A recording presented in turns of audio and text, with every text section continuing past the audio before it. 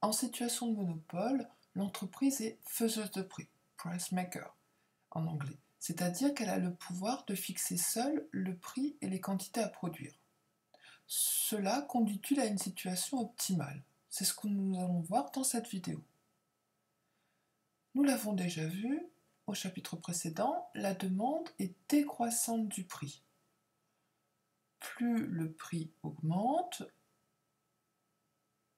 plus la demande diminue, car une partie des consommateurs ne peut ou ne veut payer un prix plus élevé. L'entreprise en situation de monopole est par définition seule sur son marché et peut fixer le prix qu'elle désire. Elle est faiseuse de prix.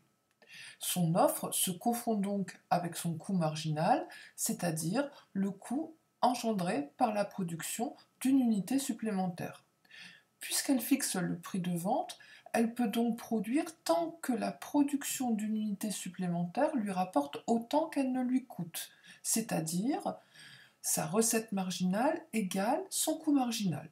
Dans notre exemple, le prix d'équilibre du marché est à 11 € pour une quantité de 6600 unités. Certains consommateurs étaient prêts à payer au-delà de ce prix de 11 €. C'est, nous l'avons vu, le surplus du consommateur. En situation de monopole, les consommateurs sont obligés de subir le prix fixé par l'entreprise. Si elle établit un prix à 18 €, une partie des consommateurs ne sera pas prête à payer ce prix et se retirera du marché. Les quantités produites vont alors diminuer et tomber à 4000 unités.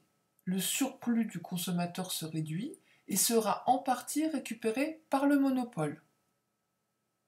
Nous pouvons le constater par le graphique, le monopole est inefficace car il contribue à une mauvaise allocation des ressources, une captation des revenus des consommateurs par le producteur et pour cette raison, il réduit le bien-être de la population.